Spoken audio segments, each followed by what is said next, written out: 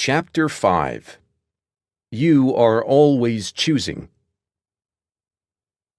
Imagine that somebody puts a gun to your head and tells you that you have to run 26.2 miles in under 5 hours, or else he'll kill you and your entire family. That would suck. Now imagine that you bought nice shoes and running gear, trained religiously for months, and completed your first marathon with all of your closest family and friends cheering you on at the finish line. That could potentially be one of the proudest moments of your life. Exact same 26.2 miles. Exact same person running them. Exact same pain coursing through your exact same legs.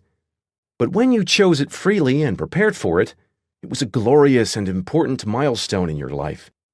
When it was forced upon you against your will, it was one of the most terrifying and painful experiences of your life.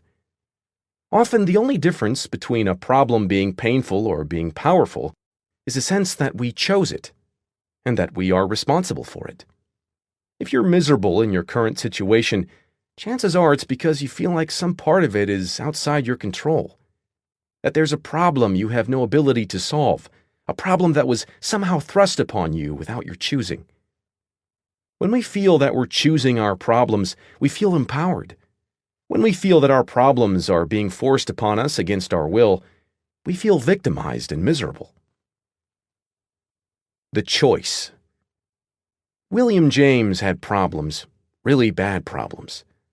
Although born into a wealthy and prominent family, from birth James suffered life-threatening health issues. An eye problem that left him temporarily blinded as a child, a terrible stomach condition that caused excessive vomiting and forced him to adopt an obscure and highly sensitive diet, trouble with his hearing, back spasms so bad that for days at a time he often couldn't sit or stand upright. Due to his health problems, James spent most of his time at home. He didn't have many friends, and he wasn't particularly good at school. Instead, he passed the days painting. That was the only thing he liked, and the only thing he felt particularly good at. Unfortunately, nobody else thought he was good at it. When he grew to adulthood, nobody bought his work, and as the years dragged on, his father, a wealthy businessman, began ridiculing him for his laziness and his lack of talent. Meanwhile, his younger brother, Henry James, went on to become a world-renowned novelist. His sister, Alice James, made a good living as a writer as well. William was the family oddball, the black sheep. In a desperate attempt to salvage the young man's future, James's father used his business connections to get him admitted into Harvard Medical School. It was his last chance, his father told him. If he screwed this up, there was no hope for him. But James never felt at home or at peace at Harvard. Medicine never appealed to him. He spent the whole time feeling like a fake and a fraud. After all, if he couldn't overcome his own problems, how could he ever hope to have the energy to help others with theirs? After touring a psychiatric facility one day, James mused in his diary that he felt he had more in common with the patients than with the doctors. A few years went by, and again, to his father's disapproval, James dropped out of medical school. But rather than deal with the brunt of his father's wrath, he decided to get away. He signed up to join an anthropological expedition to the Amazon rainforest. That was in the 1860s, so transcontinental travel was difficult and dangerous. If you ever played the computer game Oregon Trail when you were a kid, it was kind of like that, with the dysentery and drowning oxen and everything. Anyway, James made it all the way to the Amazon, where the real adventure was to begin. Surprisingly, his fragile health held up that whole way. But once he finally made it, on the first day of the expedition, he promptly contracted smallpox and nearly died in the jungle. Then his back spasms returned, painful to the point of making James unable to walk. By this time, he was emaciated and starved from the smallpox, immobilized by his bad back, and left alone in the middle of South America, the rest of the expedition having gone on without him, with no clear way to get home. A journey that would take months and likely kill him anyway. But somehow he eventually made it back to New England, where he was greeted by an even more disappointed father. By this time, the young man wasn't so young anymore. Nearly 30 years old, still unemployed, a failure at everything he had attempted, with a body that routinely betrayed him and wasn't likely to ever get better.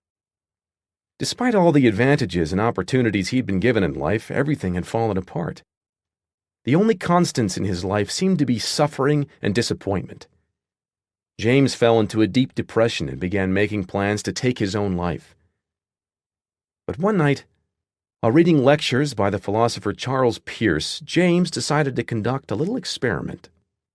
In his diary, he wrote that he would spend 1 year believing that he was 100% responsible for everything that occurred in his life, no matter what. During this period, he would do everything in his power to change his circumstances, no matter the likelihood of failure. If nothing improved in that year, then it would be apparent that he was truly powerless to the circumstances around him, and that he would take his own life. The punchline? William James went on to become the father of American psychology. His work has been translated into a bazillion languages, and he's regarded as one of the most influential intellectuals and philosophers and psychologists of his generation. He would go on to teach at Harvard and would tour much of the United States and Europe giving lectures. He would marry and have 5 children, one of whom, Henry, would become a famous biographer and win a Pulitzer Prize. James would later refer to his little experiment as his rebirth, and would credit it with everything that he later accomplished in his life. There is a simple realization from which all personal improvement and growth emerges. This is the realization that we, individually, are responsible for everything in our lives, no matter the external circumstances. We don't always control what happens to us, but we always control how we interpret what happens to us, as well as how we respond. Whether we consciously recognize it or not, we are always responsible for our experiences. It's impossible not to be. Choosing to not consciously interpret events in our lives is still an interpretation of the events of our lives. Choosing to not respond to the events in our lives is still a response to the events in our lives.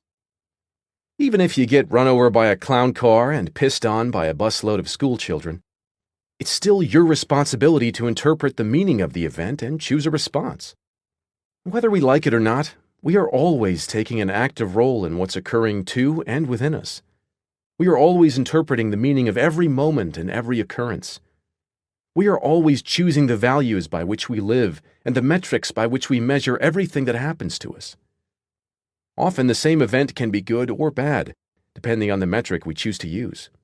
The point is, we are always choosing, whether we recognize it or not. Always. It comes back to how, in reality, there is no such thing as not giving a single fuck. It's impossible. We must all give a fuck about something. To not give a fuck about anything is still to give a fuck about something. The real question is, what are we choosing to give a fuck about? What values are we choosing to base our actions on? What metrics are we choosing to use to measure our life? And are those good choices, good values, and good metrics? The responsibility/fault fallacy. Years ago, when I was much younger and stupider, I wrote a blog post, and at the end of it I said something like, "And as a great philosopher once said, with great power comes great responsibility." It sounded nice and authoritative. I couldn't remember who had said it, and my Google search had turned up nothing, but I stuck it in there anyway. It fit the post nicely. About 10 minutes later, the first comment came in. "I think the great philosopher you're referring to is Uncle Ben from the movie Spider-Man." As another great philosopher once said, "Dope! With great power comes great responsibility." The last words of Uncle Ben before a thief whom Peter Parker let get away murders him on a sidewalk full of people for absolutely no explicable reason. That great philosopher. Still, we've all heard the quote. It gets repeated a lot. Usually ironically and after about 7 beers. It's one of those perfect quotes that sound really intelligent, and yet it's basically just telling you what you already know, even if you've never quite thought about the matter before. With great power comes great responsibility. It is true, but there's a better version of this quote, a version that actually is profound, and all you have to do is switch the nouns around. With great responsibility comes great power. The more we choose to accept responsibility in our lives, the more power we will exercise over our lives. Accepting responsibility for our problems is thus the first step to solving them. I once knew a man who was convinced that the reason no woman would date him was because he was too short. He was educated, interesting, and good-looking, a good catch in principle.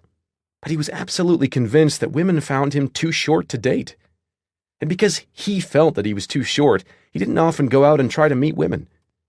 The few times he did, he would home in on the smallest behaviors from any woman he talked with that could possibly indicate he wasn't attractive enough for her, and then convince himself that she didn't like him, even if she really did.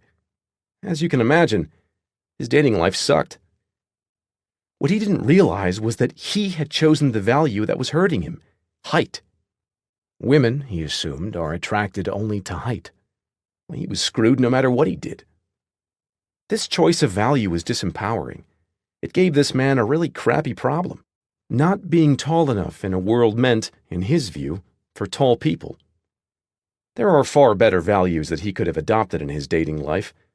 I want to date only women who like me for who I am might have been a nice place to start, a metric that assesses the values of honesty and acceptance.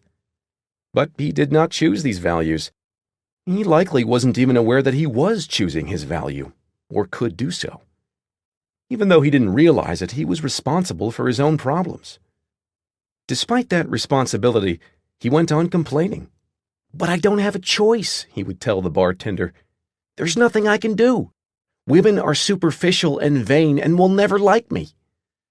Yes, it's every single woman's fault for not liking a self-pitying, shallow guy with shitty values. Obviously. A lot of people hesitate to take responsibility for their problems because they believe that to be responsible for your problems is to also be at fault for your problems. Responsibility and fault often appear together in our culture, but they're not the same thing.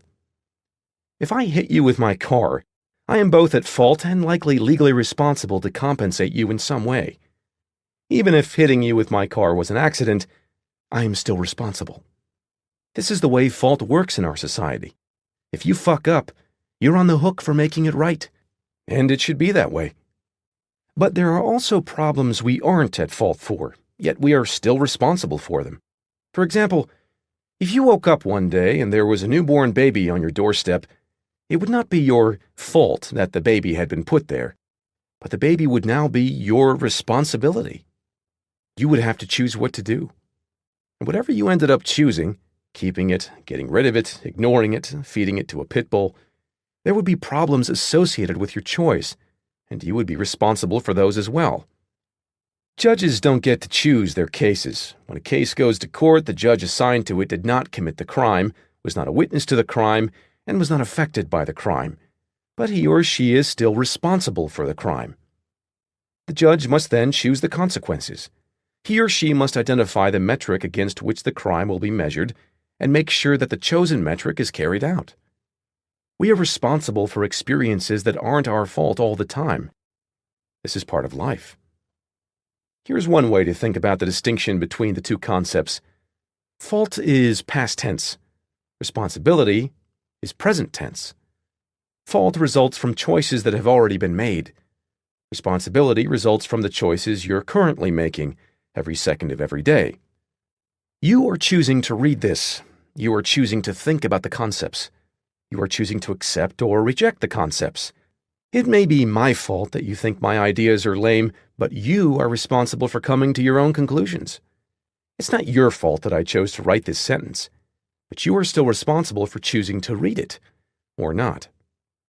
There's a difference between blaming someone else for your situation and that person's actually being responsible for your situation. Nobody else is ever responsible for your situation but you. Many people may be to blame for your unhappiness, but nobody is ever responsible for your unhappiness but you. This is because you always get to choose how you see things, how you react to things, how you value things. You always get to choose the metric by which to measure your experiences. My first girlfriend dumped me in spectacular fashion. She was cheating on me with her teacher. It was awesome. And by awesome, I mean it felt like getting punched in the stomach about 253 times. To make things worse, when I confronted her about it, she promptly left me for him. 3 years together, down the toilet just like that. I was miserable for months afterward. That was to be expected. But I also held her responsible for my misery, which, take it from me, didn't get me very far. It just made the misery worse. See, I couldn't control her. No matter how many times I called her or screamed at her or begged her to take me back or made surprise visits to her place or did other creepy and irrational ex-boyfriend things, I could never control her emotions or her actions. Ultimately, while she was to blame for how I felt, she was never responsible for how I felt. I was. At some point, after enough tears and alcohol, my thinking began to shift, and I began to understand that although she had done something horrible to me and she could be blamed for that, it was now my own responsibility to make myself happy again. She was never going to pop up and fix things for me. I had to fix them for myself. When I took that approach, a few things happened. First, I began to improve myself.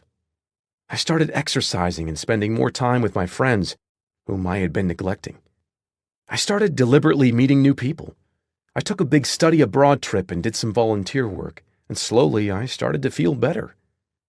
I still resented my ex for what she had done, but at least now I was taking responsibility for my own emotions. And by doing so, I was choosing better values aimed at taking care of myself, learning to feel better about myself, rather than aimed at getting her to fix what she'd broken. By the way, this whole holding her responsible for my emotions thing is probably part of why she left in the first place. More on that in a couple chapters. Then, about a year later, something funny began to happen. As I looked back on our relationship, I started to notice problems I had never noticed before. Problems that I was to blame for and that I could have done something to solve. I realized that it was likely that I hadn't been a great boyfriend, and that people don't just magically cheat on somebody they've been with unless they are unhappy for some reason. I'm not saying that this excused what my ex did, not at all. But recognizing my mistakes helped me to realize that I perhaps hadn't been the innocent victim I'd believed myself to be. That I had a role to play in enabling the shitty relationship to continue for as long as it did. After all, people who date each other tend to have similar values. And if I dated someone with shitty values for that long, what did that say about me and my values? I learned the hard way that if the people in your relationships are selfish and doing hurtful things, it's likely you are too. You just don't realize it. In hindsight, I was able to look back and see warning signs of my ex-girlfriend's character, signs I had chosen to ignore or brush off when I was with her. That was my fault. I could look back and see that I hadn't exactly been the boyfriend of the year to her either. In fact, I had often been cold and arrogant toward her. Other times I took her for granted and blew her off and hurt her. These things were my fault too. Did my mistakes justify her mistake? No. But still, I took on the responsibility of never making those same mistakes again, and never overlooking the same signs again, to help guarantee that I will never suffer the same consequences again. I took on the responsibility of striving to make my future relationships with women that much better. And I'm happy to report that I have. No more cheating girlfriends leaving me. No more 253 stomach punches. I took responsibility for my problems and improved upon them. I took responsibility for my role in that unhealthy relationship and improved upon it with later relationships. And you know what? My ex leaving me, while one of the most painful experiences I've ever had, was also one of the most important and influential experiences of my life. I credit it with inspiring a significant amount of personal growth. I learned more from that single problem than dozens of my successes combined. We all love to take responsibility for success and happiness. Hell, we often fight over who gets to be responsible for success and happiness. But taking responsibility for our problems is far more important, because that's where the real learning comes from. That's where the real life improvement comes from. To simply blame others is only to hurt yourself. Responding to tragedy. But what about really awful events? A lot of people can get on board with taking responsibility for work-related problems and maybe watching too much TV when they should really be playing with their kids or being productive. But when it comes to horrible tragedies, they pull the emergency cord on the responsibility train and get off when it stops. Some things just feel too painful for them to own up to. But think about it. The intensity of the event doesn't change the underlying truth. If you get robbed, say, you're obviously not at fault for being robbed. No one would ever choose to go through that. But as with the baby on your doorstep, you are immediately thrust into responsibility for a life-and-death situation. Do you fight back? Do you panic? Do you freeze up? Do you tell the police? Do you try to forget it and pretend it never happened? These are all choices and reactions you're responsible for making or rejecting. You didn't choose the robbery, but it's still your responsibility to manage the emotional and psychological and legal fallout of the experience. In 2008, the Taliban took control of the Swat Valley, a remote part of northeastern Pakistan. They quickly implemented their Muslim extremist agenda. No television, no films, no women outside the house without a male escort, no girls attending school. By 2009, an 11-year-old Pakistani girl named Malala Yousafzai had begun to speak out against the school ban. She continued to attend her local school, risking both her and her father's lives. She also attended conferences in nearby cities. She wrote online, "How dare the Taliban take away my right for education?" In 2012, at the age of 14, she was shot in the face as she rode the bus home from school one day. A masked Taliban soldier armed with a rifle boarded the bus and asked, "Who is Malala? Tell me, or I will shoot everyone here." Malala identified herself, an amazing choice in and of itself, and the man shot her in the head in front of all the other passengers. Malala went into a coma and almost died. The Taliban stated publicly that if she somehow survived the attempt, they would kill both her and her father. Today, Malala is still alive.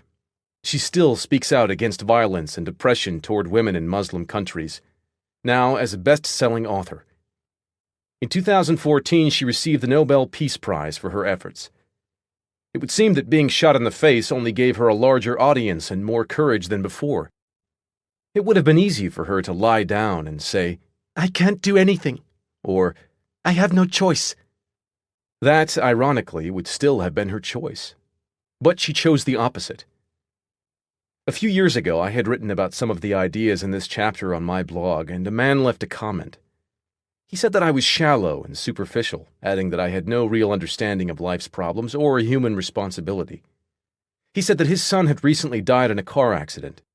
He accused me of not knowing what true pain was, and said that I was an asshole for suggesting that he himself was responsible for the pain he felt over his son's death. This man had obviously suffered pain much greater than most people ever have to confront in their lives. He didn't choose for his son to die, nor was it his fault that his son died.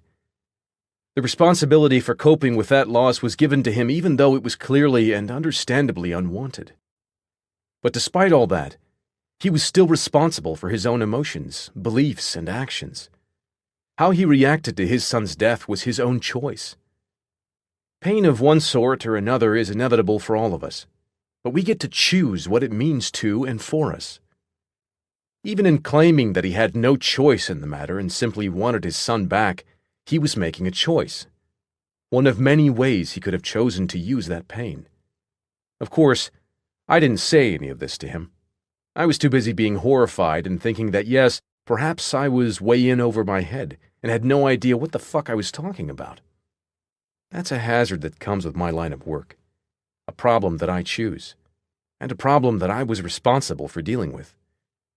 At first I felt awful, but then, after a few minutes, I began to get angry. His objections had little to do with what I was actually saying, I told myself. And what the hell? Just because I don't have a kid who died doesn't mean I haven't experienced terrible pain myself. But then I actually applied my own advice. I chose my problem. I could get mad at this man and argue with him, try to outpain him with my own pain, which would just make us both look stupid and insensitive. Or I could choose a better problem, working on practicing patience, understanding my readers better, and keeping that man in mind every time I wrote about pain and trauma from then on. and that's what I've tried to do. I replied simply that I was sorry for his loss and left it at that. What else can you say? Genetics and the hand we're dealt. In 2013, the BBC rounded up half a dozen teenagers with obsessive-compulsive disorder, OCD, and followed them as they attended intensive therapies to help them overcome their unwanted thoughts and repetitive behaviors. There was Imogen, a 17-year-old girl who had a compulsive need to tap every surface she walked past. If she failed to do so, she was flooded with horrific thoughts of her family dying. There was Josh, who needed to do everything with both sides of his body, shake a person's hand with both his right and left hand, eat his food with each hand, step through a doorway with both feet, and so on. If he didn't equalize his two sides, he suffered from severe panic attacks. And then there was Jack, a classic germaphobe who refused to leave his house without wearing gloves, boiled all his water before drinking it, and refused to eat food not cleaned and prepared himself. OCD is a terrible neurological and genetic disorder that cannot be cured. At best, it can be managed. And as we'll see, managing the disorder comes down to managing one's values. The first thing the psychiatrists on this project do is tell the kids that they're to accept the imperfections of their compulsive desires. What that means, as one example, is that when Imogen becomes flooded with horrible thoughts of her family dying, she's to accept that her family may actually die, and that there's nothing she can do about it. Simply put, she is told that what happens to her is not her fault. Josh is forced to accept that over the long term, equalizing all of his behaviors to make them symmetrical is actually destroying his life more than occasional panic attacks would. And Jack is reminded that no matter what he does, germs are always present and always infecting him. The goal is to get the kids to recognize that their values are not rational, that in fact their values are not even theirs, but rather are the disorder's, and that by fulfilling these irrational values they are actually harming their ability to function in life. The next step is to encourage the kids to choose a value that is more important than their OCD value and to focus on that. For Josh, it's the possibility of not having to hide his disorder from his friends and family all the time, the prospect of having a normal, functioning social life. For Imogen, it's the idea of taking control over her own thoughts and feelings and being happy again. And for Jack, it's the ability to leave his house for long periods of time without suffering traumatic episodes. With these new values held front and center in their minds, the teenagers set out on intensive desensitization exercises that force them to live out their new values. Panic attacks ensue, tears are shed. Jack punches an array of inanimate objects and then immediately washes his hands. But by the end of the documentary, major progress has been made. Imogen no longer needs to tap every surface she comes across. She says, "There are still monsters in the back of my mind, and there probably always will be, but they're getting quieter now." Josh is able to go periods of 25 to 30 minutes without equalizing his behaviors between both sides of his body. And Jack, who makes perhaps the most improvement, is actually able to go out to restaurants and drink out of bottles and glasses without washing them first. Jack sums up well what he learned. "I didn't choose this life. I didn't choose this horrible, horrible condition. But I get to choose how to live with it. I have to choose how to live with it." A lot of people treat being born with a disadvantage, whether OCD or small stature or something very different, as though they were screwed out of something highly valuable. They feel that there's nothing they can do about it, so they avoid responsibility for their situation. They figure, "I didn't choose my crappy genetics, so it's not my fault if things go wrong." And it's true, it's not their fault, but it's still their responsibility. Back in college, I had a bit of a delusional fantasy of becoming a professional poker player. I won money and everything, and it was fun, but after almost a year of serious play, I quit. The lifestyle of staying up all night staring at a computer screen, winning thousands of dollars one day and then losing most of it the next, wasn't for me. And it wasn't exactly the most healthy or emotionally stable means of earning a living. But my time playing poker had a surprisingly profound influence on the way I see life. The beauty of poker is that while luck is always involved, Luck doesn't dictate the long-term results of the game. A person can get dealt terrible cards and beat someone who was dealt great cards. Sure, the person who gets dealt great cards has a higher likelihood of winning the hand, but ultimately the winner is determined by, yep, you guessed it, the choices each player makes throughout play. I see life in the same terms. We all get dealt cards. Some of us get better cards than others. And while it's easy to get hung up on our cards and feel we got screwed over, the real game lies in the choices we make with those cards, the risks we decide to take, and the consequences we choose to live with.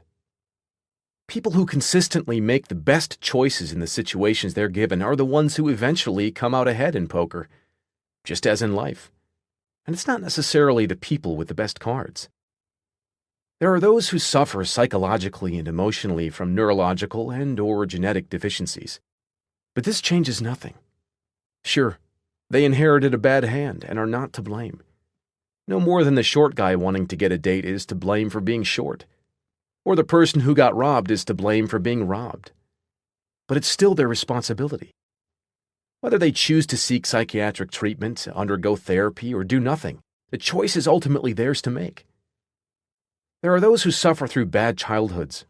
There are those who are abused and violated and screwed over physically, emotionally, financially.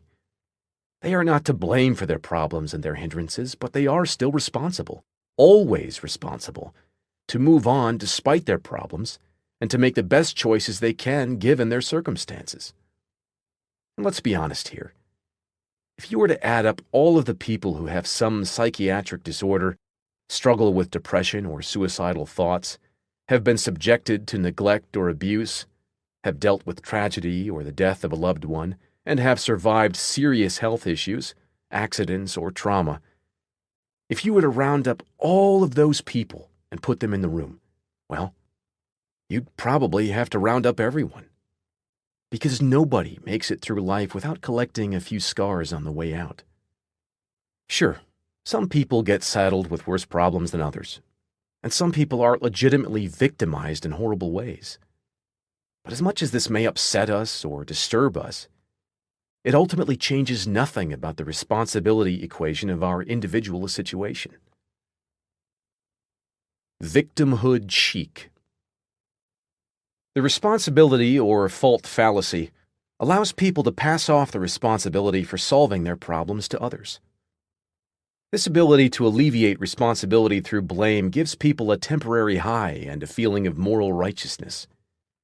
Unfortunately, one side effect of the internet and social media is that it's become easier than ever to push responsibility for even the tiniest of infractions onto some other group or person. In fact, this kind of public blame or shame game has become popular.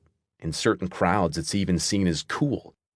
The public sharing of injustices garners far more attention and emotional outpouring than most other events on social media, rewarding people who are able to perpetually feel victimized with ever-growing amounts of attention and sympathy. Victimhood chic is in style on both the right and the left today, among both the rich and the poor. In fact, this may be the first time in human history that every single demographic group has felt unfairly victimized simultaneously. And they're all riding the highs of the moral indignation that comes along with it. Right now, anyone who is offended about anything, whether it's the fact that a book about racism was assigned in a university class, or that Christmas trees were banned at the local mall, or the fact that taxes were raised 0.5% on investment funds, feels as though they're being oppressed in some way, and therefore deserve to be outraged and to have a certain amount of attention. The current media environment both encourages and perpetuates these reactions because, after all, it's good for business. The writer and media commentator Ryan Holiday refers to this as outrage porn. Rather than report on real stories and real issues, the media find it much easier and more profitable to find something mildly offensive, broadcast it to a wide audience, generate outrage, and then broadcast that outrage back across the population in a way that outrages yet another part of the population. This triggers a kind of echo of bullshit pinging back and forth between two imaginary sides, meanwhile distracting everyone from real societal problems. It's no wonder we're more politically polarized than ever before. The biggest problem with victimhood chic is that it sucks attention away from actual victims. It's like the boy who cried wolf. The more people there are who proclaim themselves victims over tiny infractions, the harder it becomes to see who the real victims actually are. People get addicted to feeling offended all the time because it gives them a high. Being self-righteous and morally superior feels good. As political cartoonist Tim Kreider put it in a New York Times op-ed, outrage is like a lot of other things that feel good but over time devour us from the inside out. And it's even more insidious than most vices because we don't even consciously acknowledge that it's a pleasure. But part of living in a democracy and a free society is that we all have to deal with views and people we don't necessarily like. That's simply the price we pay. You could even say it's the whole point of the system. And it seems more and more people are forgetting that. We should pick our battles carefully, while simultaneously attempting to empathize a bit with the so-called enemy. We should approach the news and media with a healthy dose of skepticism and avoid painting those who disagree with us with a broad brush. We should prioritize values of being honest, fostering transparency, and welcoming doubt over the values of being right, feeling good, and getting revenge. These democratic values are harder to maintain amidst the constant noise of a networked world. But we must accept the responsibility and nurture them regardless. The future stability of our political systems may depend on it. There is no how. A lot of people might hear all of this and then say something like, "Okay, but how? I get that my values suck and that I avoid responsibility for all of my problems, and that I'm an entitled little shit who thinks the world should revolve around me and every inconvenience I experience. But how do I change?" And to this I say, in my best Yoda impersonation, Do or do not. There is no how. You are already choosing in every moment of every day what to give a fuck about. So change is as simple as choosing to give a fuck about something else. It really is that simple. It's just not easy. It's not easy because you're going to feel like a loser, a fraud, a dumbass at first. You're going to be nervous.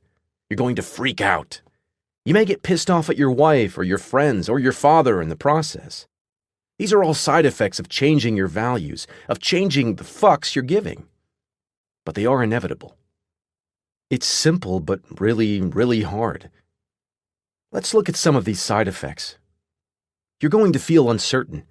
I guarantee it. Should I really give this up? Is this the right thing to do?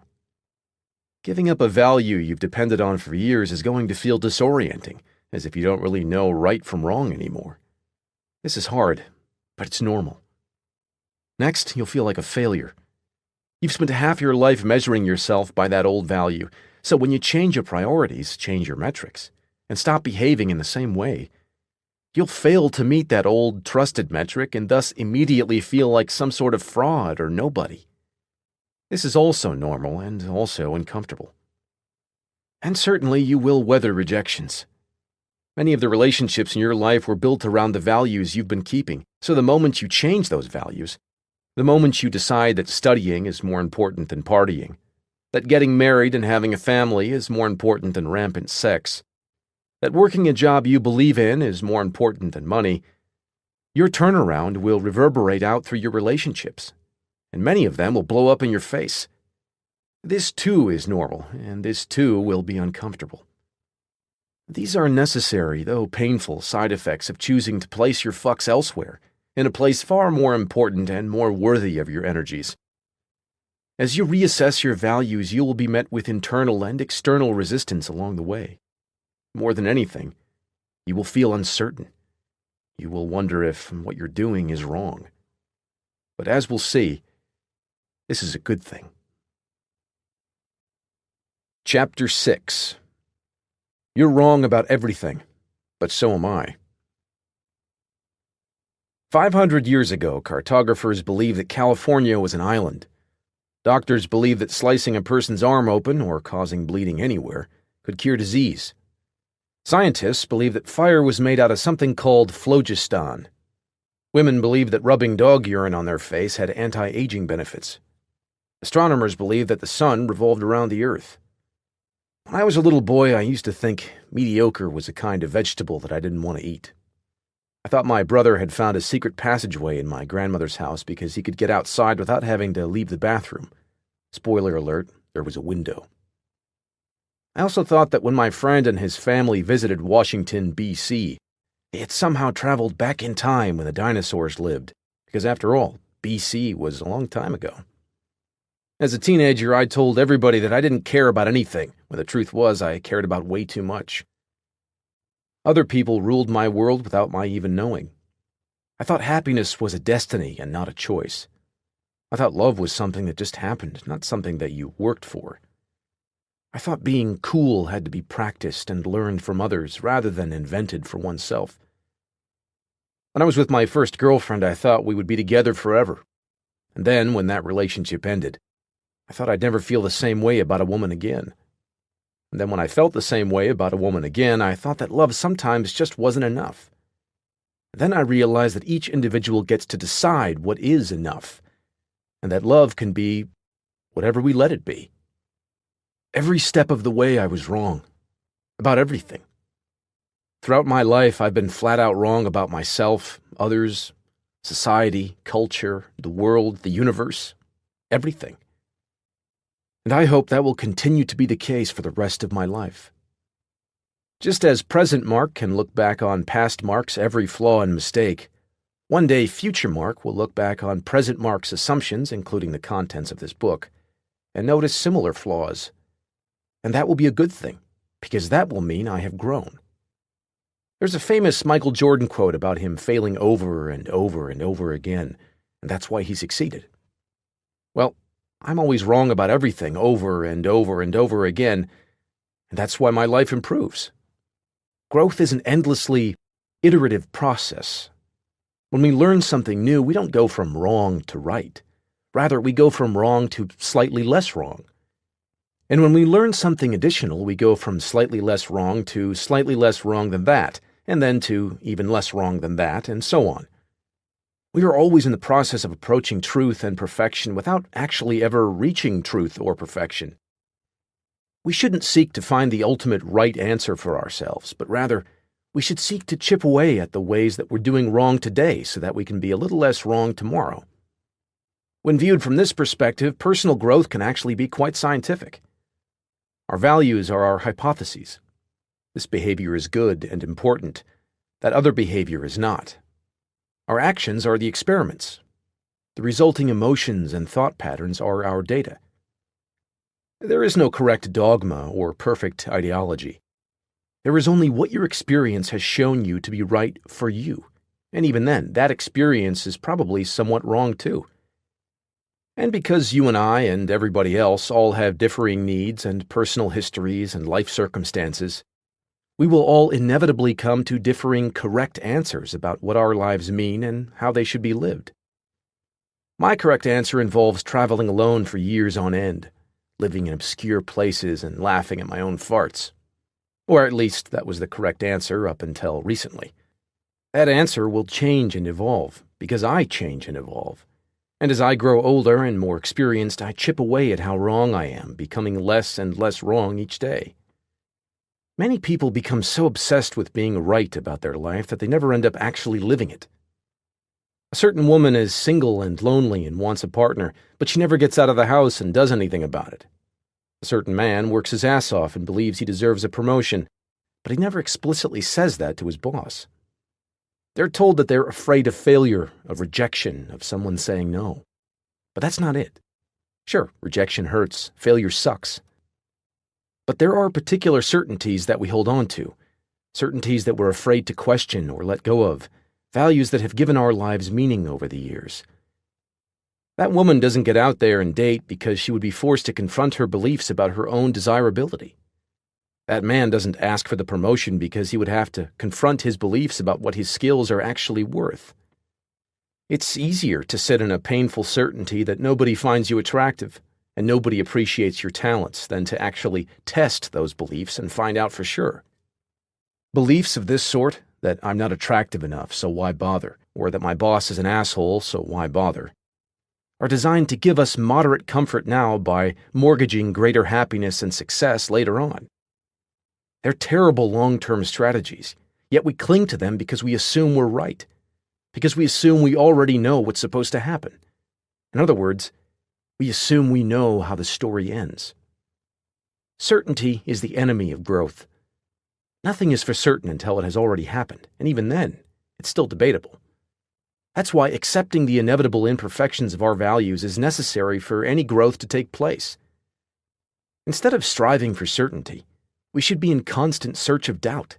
Doubt about our own beliefs, doubt about our own feelings, doubt about what the future may hold for us unless we get out there and create it for ourselves. Instead of looking to be right all the time, we should be looking for how we're wrong all the time. Because we are. Being wrong opens us up to the possibility of change. Being wrong brings the opportunity for growth. It means not cutting your arm open to cure a cold or splashing dog piss on your face to look young again. It means not thinking mediocre is a vegetable and not being afraid to care about things. Because here's something that's weird but true. We don't actually know what a positive or negative experience is. Some of the most difficult and stressful moments of our lives also end up being the most formative and motivating. Some of the best and most gratifying experiences of our lives are also the most distracting and demotivating. Don't trust your conception of positive or negative experiences. All that we know for certain is what hurts in the moment and what doesn't. And that's not worth much. Just as we look back in horror at the lives of people 500 years ago, I imagine people 500 years from now will laugh at us and our certainties today. They will laugh at how we let our money and our jobs define our lives. They will laugh at how we were afraid to show appreciation for those who mattered to us most, yet heaped praise on public figures who didn't deserve anything. They will laugh at our rituals and superstitions, our worries and our wars. They will gawk at our cruelty. They will study our art and argue over our history. They will understand truths about us which none of us are yet aware. And they, too, will be wrong. Just less wrong than we were. Architects of our own beliefs. Try this. Take a random person and put them in a room with some buttons to push. Then tell them that if they do something specific, some undefined something that they have to figure out, a light will flash on indicating that they've won a point. Then tell them to see how many points they can earn within a 30-minute period. When psychologists have done this, what happens is what you might expect. People sit down and start mashing buttons at random until eventually the light comes on to tell them they got a point. Logically, they then try repeating whatever they were doing to get more points, except now the light's not coming on. So they start experimenting with more complicated sequences. Press this button 3 times, then this button once, then wait 5 seconds, and ding, another point. But eventually that stops working. Perhaps it doesn't have to do with buttons at all, they think. Perhaps it has to do with how I'm sitting, or what I'm touching. Maybe it has to do with my feet. Ding, another point. Yeah, maybe it's my feet, and then I press another button. Ding! Generally, within 10 to 15 minutes, each person has figured out the specific sequence of behaviors required to net more points. It's usually something weird like standing on one foot or memorizing a long sequence of buttons pressed in a specific amount of time while facing a certain direction. But here's the funny part. The points really are random. There's no sequence. There's no pattern. Just a light that keeps coming on with a ding, and people doing cartwheels thinking that what they're doing is giving them points. Sadism aside, the point of the experiment is to show how quickly the human mind is capable of coming up with and believing in a bunch of bullshit that isn't real. And it turns out, we're all really good at it. Every person leaves that room convinced that he or she nailed the experiment and won the game. They all believe that they discovered the perfect sequence of buttons that earned them their points. But the methods they come up with are as unique as the individuals themselves. One man came up with a long sequence of button pushing that made no sense to anyone but himself. One girl came to believe that she had to tap the ceiling a certain number of times to get points. When she left the room, she was exhausted from jumping up and down. Our brains are meaning machines. What we understand as meaning is generated by the association our brain makes between two or more experiences. We press a button, and we see a light go on. We assume the button caused the light to go on. This, at its core, is the basis of meaning. Button, light. Light, button. We see a chair. We note that it's gray. Our brain then draws the association between the color, gray, and the object, chair, and forms meaning. The chair is gray. Our minds are constantly worrying, generating more and more associations to help us understand and control the environment around us. Everything about our experiences, both external and internal, generates new associations and connections within our minds. Everything from the words on this page to the grammatical concepts you use to decipher them, to the dirty thoughts your mind wanders into when my writing becomes boring or repetitive. Each of these thoughts, impulses, and perceptions is composed of thousands upon thousands of neural connections, firing in conjunction, alighting your mind in a blaze of knowledge and understanding. But there are two problems. First, the brain is imperfect. We mistake things we see and hear. We forget things or misinterpret events quite easily. Second, once we create meaning for ourselves, our brains are designed to hold on to that meaning. We are biased toward the meaning our mind has made, and we don't want to let go of it. Even if we see evidence that contradicts the meaning we created, we often ignore it and keep on believing anyway. The comedian Emo Phillips once said, "I used to think the human brain was the most wonderful organ in my body. Then I realized who was telling me this."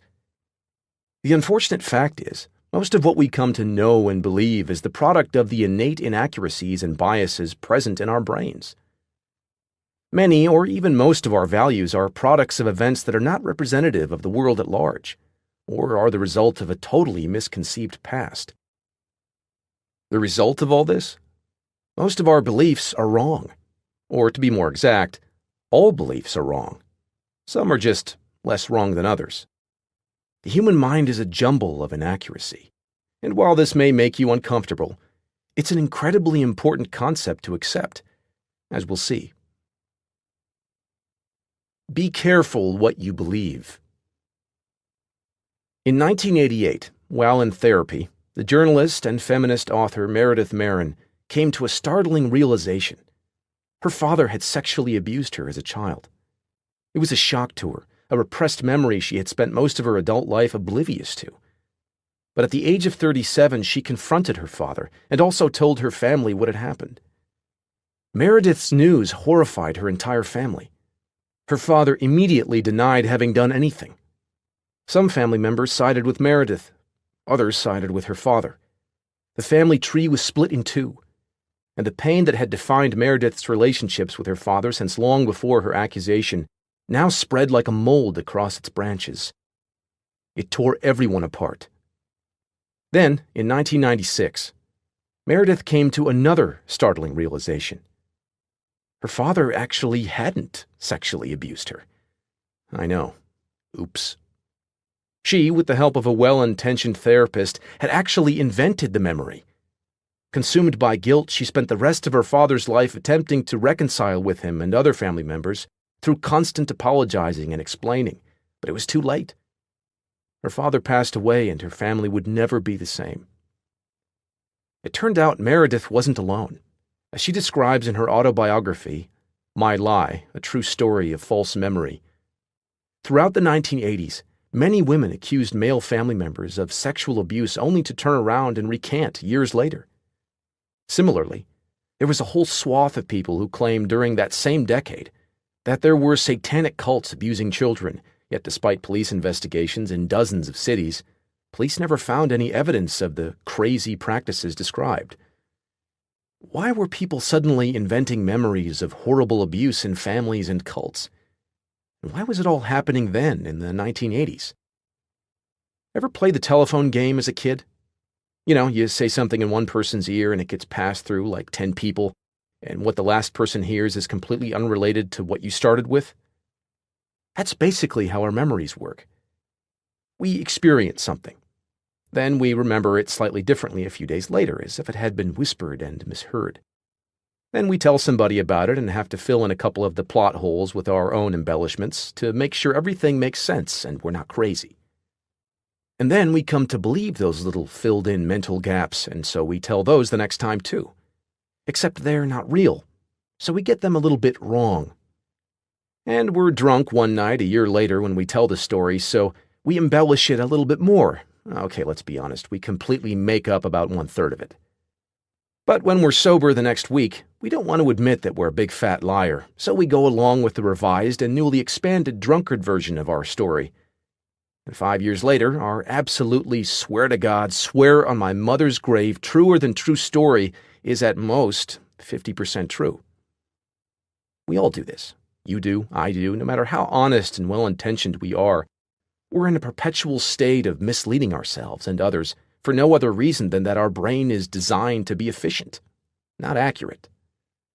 Not only does our memory suck to the point that eyewitness testimony isn't necessarily taken seriously in court cases, but our brain functions in a horribly biased way. How so?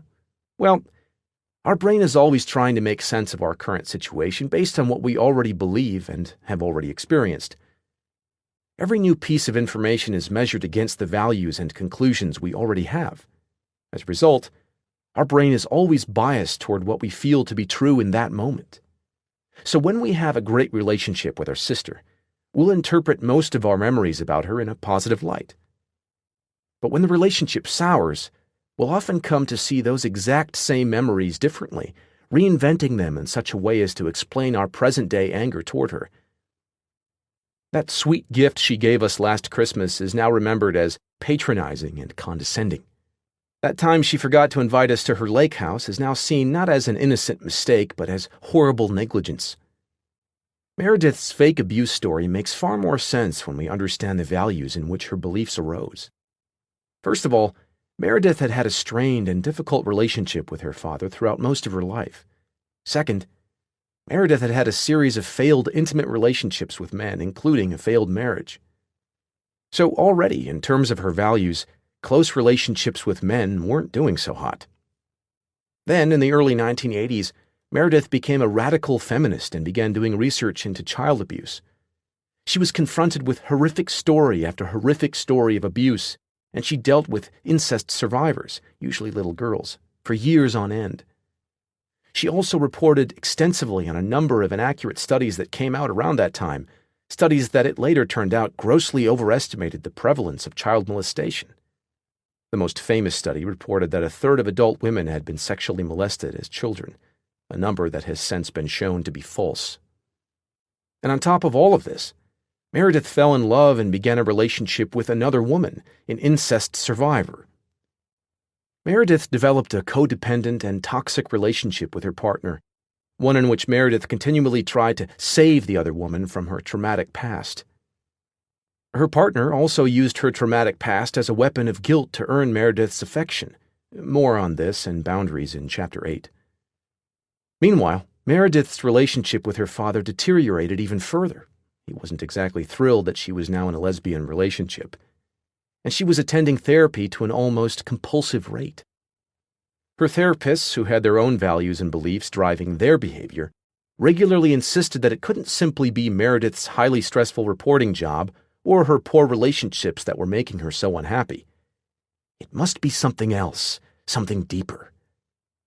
Around this time, a new form of treatment called repressed memory therapy was becoming hugely popular. This therapy involved a therapist putting a client into a trance-like state, where she was encouraged to root out and re-experience forgotten childhood memories. These memories were often benign, but the idea was that at least a few of them would be traumatic as well. So there you have poor Meredith, miserable and researching incest and child molestation every day, angry at her father, having endured an entire lifetime of failed relationships with men, and the only person who seems to understand her or love her is another woman who is a survivor of incest.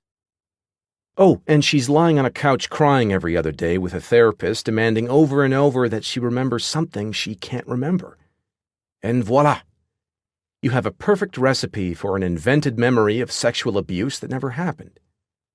Our mind's biggest priority when processing experiences is to interpret them in such a way that they will cohere with all of our previous experiences, feelings, and beliefs. But often we run into life situations where past and present don't cohere. On such occasions, what we're experiencing in the moment flies in the face of everything we've accepted as true and reasonable about our past.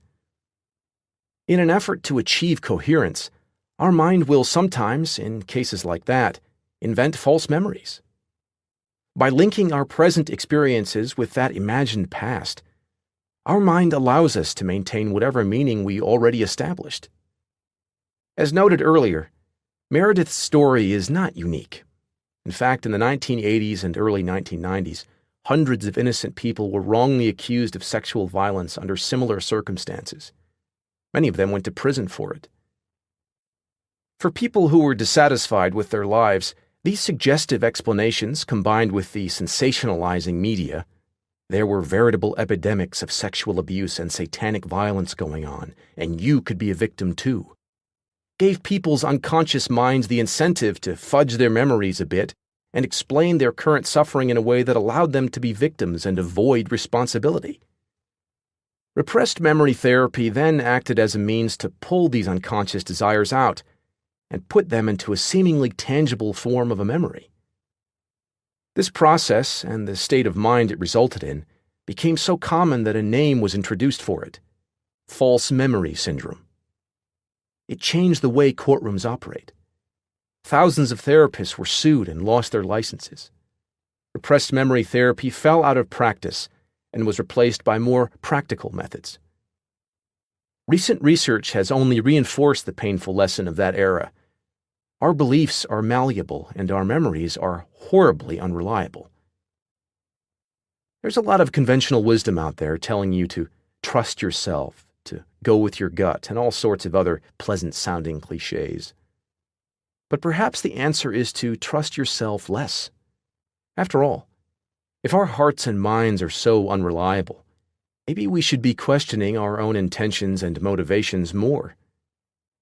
If we're all wrong all the time, then isn't self-skepticism and the rigorous challenging of our own beliefs and assumptions the only logical route to progress? This may sound scary and self-destructive, but it's actually quite the opposite. It's not only the safer option, but it's liberating as well. The dangers of pure certainty. Erin sits across from me at the sushi restaurant and tries to explain why she doesn't believe in death. It's been almost 3 hours and she's eaten exactly 4 cucumber rolls and drunk an entire bottle of sake by herself. In fact, she's about halfway through bottle number 2 now.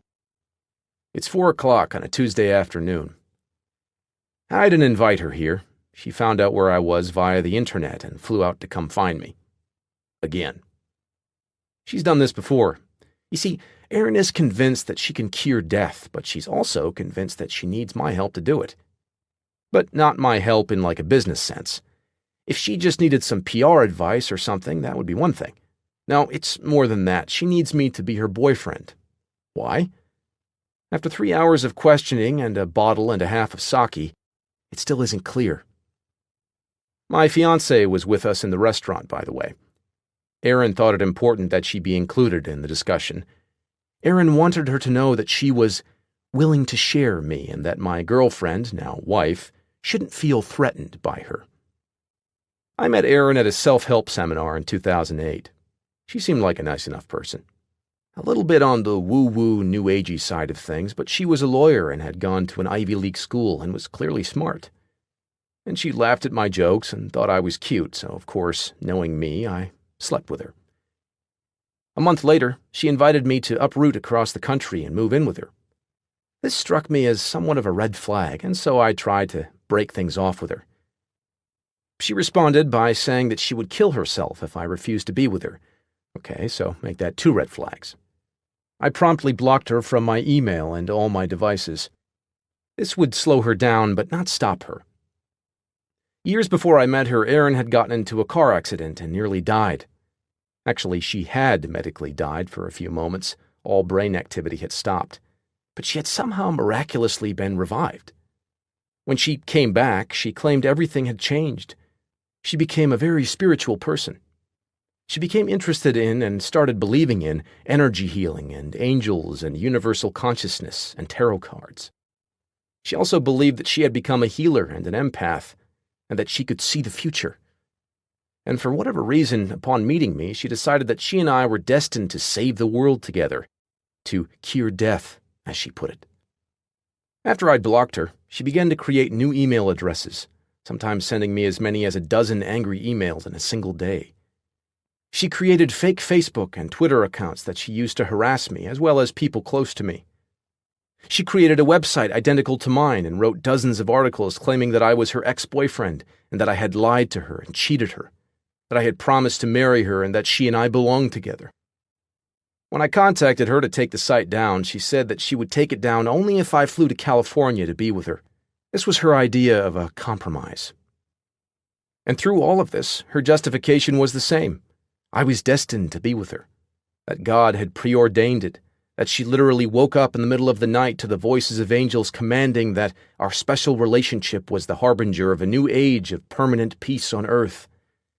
Yes, she really told me this. By the time we were sitting in that sushi restaurant together, there had been thousands of emails. Whether I responded or didn't respond, replied respectfully or replied angrily, nothing ever changed. Her mind never changed. Her beliefs never budged. This had gone on for over 7 years by then, and counting. And so it was, in that small sushi restaurant, with Erin guzzling sake and babbling for hours about how she'd cured her cat's kidney stones with energy tapping, that something occurred to me. Erin is a self-improvement junkie. She spends tens of thousands of dollars on books and seminars and courses. And the craziest part of all this is that Erin embodies all the lessons she's learned to a T. She has her dream. She stays persistent with it. She visualizes and takes action and weathers the rejections and failures and gets up and tries again. She's relentlessly positive. She thinks pretty damn highly of herself. I mean, she claims to heal cats the same way Jesus healed Lazarus. Come the fuck on. And yet her values are so fucked that none of this matters. The fact that she does everything right doesn't make her right. There is a certainty in her that refuses to relinquish itself. She has even told me this in so many words, that she knows her fixation is completely irrational and unhealthy and is making both her and me unhappy. But for some reason it feels so right to her that she can't ignore it and she can't stop. In the mid-1990s, psychologist Roy Baumeister began researching the concept of evil. Basically, he looked at people who do bad things and at why they do them. At the time, it was assumed that people did bad things because they felt horrible about themselves. That is, they had low self-esteem. One of Baumeister's first surprising findings was that this was often not true. In fact, it was usually the opposite. Some of the worst criminals felt pretty damn good about themselves. And it was this feeling good about themselves, in spite of the reality around them, that gave them the sense of justification for hurting and disrespecting others. For individuals to feel justified in doing horrible things to other people, they must feel an unwavering certainty in their own righteousness, in their own beliefs and deservedness. Racists do racist things because they're certain about their genetic superiority. Religious fanatics blow themselves up and murder dozens of people because they're certain of their place in heaven as martyrs. Men rape and abuse women out of their certainty that they're entitled to women's bodies. Evil people never believe that they are evil. Rather, they believe that everyone else is evil. In controversial experiments, now simply known as the Milgram experiments, named for the psychologist Stanley Milgram, researchers told normal people that they were to punish other volunteers for breaking various rules. And punish them they did, sometimes escalating the punishment to the point of physical abuse. Almost none of the punishers objected or asked for explanation. On the contrary, many of them seemed to relish the certainty of the moral righteousness bestowed upon them by the experiments. The problem here is that not only is certainty unattainable, but the pursuit of certainty often breeds more and worse insecurity. Many people have an unshakable certainty in their ability at their job, or in the amount of salary they should be making. But that certainty makes them feel worse, not better. They see others getting promoted over them and they feel slighted. They feel unappreciated and underacknowledged. Even a behavior as simple as sneaking a peek at your boyfriend's text messages or asking a friend what people are saying about you is driven by insecurity and that aching desire to be certain. You can check your boyfriend's text messages and find nothing, but that's rarely the end of it. Then you may start wondering if he has a second phone. You can feel slighted and stepped over at work to explain why you missed out on a promotion. But then that causes you to distrust your coworkers and second-guess everything they say to you and how you think they feel about you, which in turn makes you even less likely to get promoted. You can keep pursuing that special someone you're supposed to be with, but with each rebuffed advance and each lonely night, you only begin to question more and more what you're doing wrong. And it's in these moments of insecurity, of deep despair, that we become susceptible to an insidious entitlement, believing that we deserve to cheat a little to get our way, that other people deserve to be punished, that we deserve to take what we want and sometimes violently. It's the backwards law again. The more you try to be certain about something, the more uncertain and insecure you will feel. But the converse is true as well. The more you embrace being uncertain and not knowing, the more comfortable you will feel in knowing what you don't know. Uncertainty removes our judgments of others. It preempts the unnecessary stereotyping and biases that we otherwise feel when we see somebody on TV, in the office, or on the street. Uncertainty also relieves us of our judgment of ourselves. We don't know if we're lovable or not. We don't know how attractive we are. We don't know how successful we could potentially become. The only way to achieve these things is to remain uncertain of them and be open to finding them out through experience. Uncertainty is the root of all progress and all growth. As the old adage goes, the man who believes he knows everything learns nothing. We cannot learn anything without first not knowing something. The more we admit we do not know, the more opportunities we gain to learn. Our values are imperfect and incomplete. And to assume that they are perfect and complete is to put us in a dangerously dogmatic mindset that breeds entitlement and avoids responsibility. The only way to solve our problems is to first admit that our actions and beliefs up to this point have been wrong and are not working. This openness to being wrong must exist for any real change or growth to take place. Before we can look at our values and prioritizations and change them into better, healthier ones, we must first become uncertain of our current values. We must intellectually strip them away, see their faults and biases, see how they don't fit in with much of the rest of the world, to stare our own ignorance in the face and concede. Because our own ignorance is greater than us all. Manson's Law of Avoidance. Chances are you've heard some form of Parkinson's Law. Work expands so as to fill up the time available for its completion. You've also undoubtedly heard of Murphy's Law. Whatever can go wrong will go wrong. Well, next time you're at a swanky cocktail party and you want to impress somebody, try dropping Manson's Law of Avoidance on them. The more something threatens your identity, the more you will avoid it. That means the more something threatens to change how you view yourself, how successful or unsuccessful you believe yourself to be, how well you see yourself living up to your values, the more you will avoid ever getting around to doing it. There's a certain comfort that comes with knowing how you fit in the world. Anything that shakes up that comfort, even if it could potentially make your life better, is inherently scary. Manson's Law applies to both good and bad things in life. Making $1 million could threaten your identity just as much as losing all your money. Becoming a famous rock star could threaten your identity just as much as losing your job. This is why people are often so afraid of success. For the exact same reason they're afraid of failure. It threatens who they believe themselves to be. You avoid writing that screenplay you've always dreamed of because doing so would call into question your identity as a practical insurance adjuster. You avoid talking to your husband about being more adventurous in the bedroom because that conversation would challenge your identity as a good, moral woman. You avoid telling your friend that you don't want to see him anymore because ending the friendship would conflict with your identity as a nice, forgiving person. These are good, important opportunities that we consistently pass up because they threaten to change how we view and feel about ourselves. They threaten the values that we've chosen and have learned to live up to. I had a friend who, for the longest time, talked about putting his artwork online and trying to make a go of it as a professional, or at least semi-professional artist. He talked about it for years. He saved up money, he even built a few different websites and uploaded his portfolio.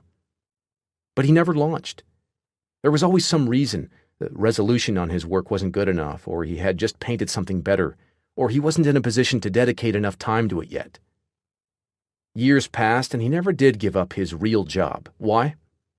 Because despite dreaming about making a living through his art, the real potential of becoming an artist nobody likes was far, far scarier than remaining an artist nobody's heard of. At least he was comfortable with and used to being an artist nobody's heard of. I had another friend who was a party guy, always going out drinking and chasing girls. After years of living the high life, he found himself terribly lonely, depressed, and unhealthy. He wanted to give up his party lifestyle. He spoke with a fierce jealousy of those of us who were in relationships and more settled down than he was. Yet he never changed. For years he went on, empty night after empty night, bottle after bottle, always some excuse, always some reason he couldn't slow down. Giving up that lifestyle threatened his identity too much. The party guy was all he knew how to be. To give that up would be like committing psychological harakiri. We all have values for ourselves. We protect these values. We try to live up to them and we justify them and maintain them. Even if we don't mean to, that's how our brain is wired. As noted before, we're unfairly biased toward what we already know, what we believe to be certain. If I believe I'm a nice guy, I'll avoid situations that could potentially contradict that belief. If I believe I'm an awesome cook, I'll seek out opportunities to prove that to myself over and over again. The belief always takes precedence. Until we change how we view ourselves, what we believe we are and are not, we cannot overcome our avoidance and anxiety. We cannot change. In this way, knowing yourself or finding yourself can be dangerous. It can cement you into a strict role and saddle you with unnecessary expectations. It can close you off to inner potential and outer opportunities. I say, don't find yourself. I say never know who you are, because that's what's keeping you striving and discovering. And it forces you to remain humble in your judgments and accepting of the differences in others. Kill yourself. Buddhism argues that your idea of who you are is an arbitrary mental construction and that you should let go of the idea that you exist at all. That the arbitrary metrics by which you define yourself actually trap you and thus you're better off letting go of everything. In a sense, you could say that Buddhism encourages you to not give a fuck. It sounds wonky, but there are some psychological benefits to this approach to life. When we let go of the stories we tell about ourselves, to ourselves, we free ourselves up to actually act and fail and grow. When someone admits to herself, maybe I'm not good at relationships, then she is suddenly free to act and end her bad marriage. She has no identity to protect by staying in a miserable, crappy marriage just to prove something to herself. When a student admits to himself, maybe I'm not a rebel, maybe I'm just scared, then he's free to be ambitious again. He has no reason to feel threatened by pursuing his academic dreams and maybe failing. When the insurance adjuster admits to himself, maybe there's nothing unique or special about my dreams or my job, then he's free to give that screenplay an honest go and see what happens. I have both some good news and some bad news for you. There is little that is unique or special about your problems. That's why letting go is so liberating. There's a kind of self-absorption that comes with fear based on an irrational certainty. When you assume that your plane is the one that's going to crash, or that your project idea is the stupid one everyone is going to laugh at, or that you're the one everyone is going to choose to mock or ignore, you're implicitly telling yourself, I'm the exception. I'm unlike everybody else. I'm different and special. This is narcissism, pure and simple. You feel as though your problems deserve to be treated differently, that your problems have some unique math to them that doesn't obey the laws of the physical universe. My recommendation? Don't be special. Don't be unique. Redefine your metrics in mundane and broad ways. Choose to measure yourself not as a rising star or an undiscovered genius. Choose to measure yourself not as some horrible victim or dismal failure. Instead, measure yourself by more mundane identities: a student, a partner, a friend, a creator. The narrower and rarer the identity you choose for yourself, the more everything will seem to threaten you. For that reason, define yourself in the simplest and most ordinary ways possible. This often means giving up some grandiose ideas about yourself, that you're uniquely intelligent or spectacularly talented or intimidatingly attractive or especially victimized in ways other people could never imagine. This means giving up your sense of entitlement and your belief that you're somehow owed something by this world. This means giving up the supply of emotional highs that you've been sustaining yourself on for years. Like a junkie giving up the needle, you're going to go through withdrawal when you start giving these things up. But you'll come out the other side so much better. How to be a little less certain of yourself. Questioning ourselves and doubting our own thoughts and beliefs is one of the hardest skills to develop, but it can be done. Here are some questions that will help you breed a little more uncertainty in your life. Question number 1. What if I'm wrong? A friend of mine recently got engaged to be married. The guy who proposed to her is pretty solid. He doesn't drink, he doesn't hit her or mistreat her. He's friendly and has a good job. But since the engagement, my friend's brother has been admonishing her nonstop about her immature life choices, warning her that she's going to hurt herself with this guy, that she's making a mistake, that she's being irresponsible. And whenever my friend asks her brother, "What is your problem? Why does this bother you so much?" he acts as though there is no problem, that nothing about the engagement bothers him, that he's just trying to be helpful and look out for his little sister. But it's clear that something does bother him. Perhaps it's his own insecurities about getting married. Perhaps it's a sibling rivalry thing. Perhaps it's jealousy. Perhaps he's just so caught up in his own victimhood that he doesn't know how to show happiness for others without trying to make them feel miserable first. As a general rule, we're all the world's worst observers of ourselves. When we're angry or jealous or upset, we're oftentimes the last ones to figure it out. And the only way to figure it out is to put cracks in our armor of certainty by consistently questioning how wrong we might be about ourselves. Am I jealous? If I am, then why? Am I angry? Is she right, and I'm just protecting my ego? Questions like these need to become a mental habit. In many cases, the simple act of asking ourselves such questions generates the humility and compassion needed to resolve a lot of our issues. But it's important to note that just because you ask yourself if you have the wrong idea doesn't necessarily mean that you do. If your husband beats the crap out of you for burning the pot roast and you ask yourself if you're wrong to believe he's mistreating you, well, sometimes you're right. The goal is merely to ask the question and entertain the thought at the moment, not to hate yourself. It's worth remembering that for any change to happen in your life, you must be wrong about something. If you're sitting there, miserable day after day, then that means you're already wrong about something major in your life.